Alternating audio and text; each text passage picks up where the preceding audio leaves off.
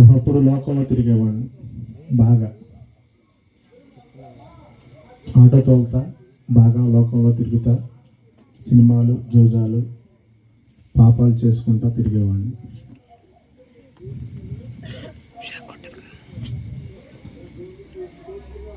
బాగా తిరిగి పాపాలు బాగా చేశాను, జోజాలు బాగా ఆడాను, బాగా తాగేవాడిని, ఎవరిని లెక్క చేసేవాడినే కాదు.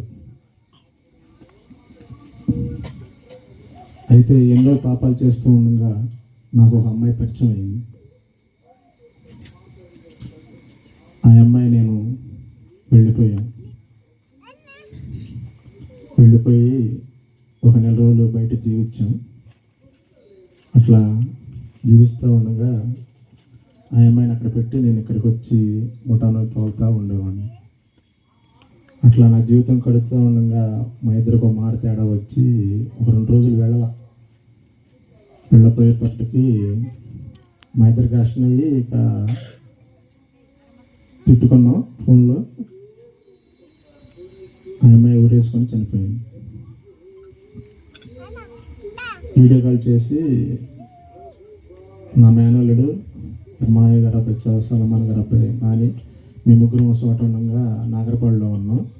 మినపతీతలకు వెళ్తే అక్కడికి వీడియో కాల్ చేసి కానీ నేను చనిపోతాలే, నాకు ఎవరు వద్దులే అన్నప్పటికీ చనిపోయింది. అయితే నన్ను బెదిరిస్తుంది అనుకునేప్పటికీ ఈ లోపల ఫోన్ కింద పడిపోయింది. ఎన్నిసార్లు చేసినా లిఫ్ట్ చేయాల. అలా నవ్వుతా చేస్తున్నావో అలా నేడిపిస్తానికి అనుకున్నా. మామూలుగానే ఉండే అందరితో ముఠా దగ్గరికి వచ్చి టైం అయిపోతుంది, 11:30 అవుతుంది, 1 గంట అనుకుని మామూలుగా ఫోన్ ఎన్నిసార్లు చేసినా ఎత్తల. సరే ముఠాలు ఎక్కించుకొని వస్తా గన్నవరంలో రాగానే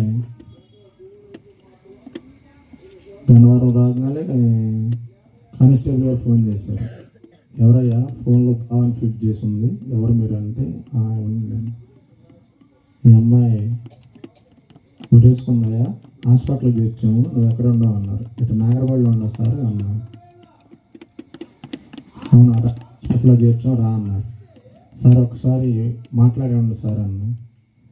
మాట్లాడినందులే నువ్వు రా అన్నారు. నాకు నమ్మకం రక మళ్ళీ వీడియో కాల్ చేశారు. వీడియో కాల్ అయితే ఎత్తట్లేదు కానీ మామూలు కాల్ అయితే ఎత్తుతున్నారు. సరేలే అని ఇంకెవరన్నా పక్కన చేపిస్తుందేమో అనుకున్నా. అక్కడ కూడా నమ్మలా. దాదాపు ముస్తాబాద్ దగ్గర రాగానే పైగబాను సిఏ గారు ఫోన్ చేశారు. ఎక్కడ ఉన్నారా అన్నారు. సార్ ఇక్కడ ముస్తాబాద్లో ఉండదు సార్ అన్నారు. ఇక్కడ పలానా అమ్మాయి ఇట్లా సురేశం చనిపోయింది అందుకడిగి ఆ పక్కన మిషన్ కుట్టే అమ్మాయి, ఏంటి ఈ అమ్మాయి రేపు పొద్దున్న పిల్ల దగ్గరికి వెళ్ళాలని చీరలు కూడా వేసింది కదా అని వినపడుతుంది నా వాయిస్లో. ఈ పిల్ల ఏంటి ఇట్లా చేస్తుంది అన్న వాటికి అక్కడికి నమ్మకం ఇక నాకు కుదిరిపోయింది. ఇక ముఠాన్ని దించేసి ఎమ్మన్నా వచ్చేసి మా నాన్నకి చెప్పాను, నాన్న ఇలా జరిగిందంటే నేను వెళ్తాను నాన్న, నువ్వు వెనకాల పెద్ద నేను ఇలా వెళ్తాను నాన్న. వెళ్ళేవాటికి బయట ఉండి చూస్తే అక్కడ ఎవరు ఏమీ లేదు. అక్కడికి కూడా నాకు నమ్మకం చాలుతుంది. సరే అని మా చిన్న మేనల్ని పంపించా, అరే ఒకసారి వెళ్ళి చూసిరా అని. వెళితే నిజమేనంటన్నా హాస్పిటల్ తీసుకెళ్ళిపోయారు, చనిపోయిందన్న అన్నాను. ఏమన్నా మా నాన్న ఫోన్ చేసి నాన్న నాకు భయం అవుతుంది నాన్న అన్న. నువ్వేం చేద్దాం అనుకున్నాను, నేను ఎటొకటి వెళ్ళిపోతాను ఇక నేను ఉండలేను ఇక్కడ అన్నప్పటికీ చాలామంది ఫోన్ చేసి ఇలా చేతులు కాలు కోసేసినట్టుండి లేదా సిగరెట్లతో కాల్చినట్టుండి అమ్మాయికి అంటున్నారు. అమ్మో నాకు ఇంకా భయం వేసింది. ఇదేంటి మేము ఉండేది ఇక్కడ కంట్రీకి దగ్గర, వాళ్ళ కంట్రీకి దగ్గర ఎవరన్నా ఏం చేసామని ఇంకా నమ్మకం చాలుతా. సరే ఇక నాన్న నేను ఎటొకటి వెళ్ళిపోతాను నాన్న అని ఎడ్డమడు మా పెద్దమ్మ గారి దగ్గరికి వెళ్ళిపోయి బాగా వెళ్ళేటప్పుడే ఫుల్గా ముందేసేసి వెళ్ళిపోయి ఎవరికేం చెప్పలా. మా మేనమామ కూతురు మా చిన్నే ఉంది. వెళ్ళిపోయి అమ్మా నీకు ఆడపిల్లలు లేరు కదరా, ఎట్టో ఒకటి పెంచుకో అని బాగా టూ మచ్ తాగేసేసి ఇక నువ్వు పెంచుకోరా, నీకు ఆడపిల్లలు లేరు కదా, జాగ్రత్త అమ్మా అని ఎవరో చెప్పలే. ఇక చెప్పకుండా అక్కడ సిరుగుమాధారం రైల్వే స్టేషన్ ఉంటే అక్కడికి వెళ్ళిపోయాను. నేను ఇక్కడ ఏ బళ్ళు ఆపరు. నువ్వు ఎక్కడికి వెళ్ళాలంటే హైదరాబాద్ వెళ్ళిపోతానండి అన్న. ఇక్కడ ఏ బళ్ళు ఆపరు, కొండపల్లి వెళ్ళిపోన్నారు. కొండపల్లి వెళ్తే అక్కడ సాయంత్రం 8 దాకా కూడా ఏముండవు అన్నారు. సరే ఏం జరుగుతుందంటే మా నాన్నకి ఫోన్ చేశాను, నాన్న ఇట్లా వెళ్ళిపోదాం అనుకుంటున్నాను. అట్లా ఏం చేయబాకు, మా నాన్న అన్నాడు, నువ్వేం చేసావా అన్నాడు. నేనైతే ఏం చేయలేదు నాన్న అన్నా.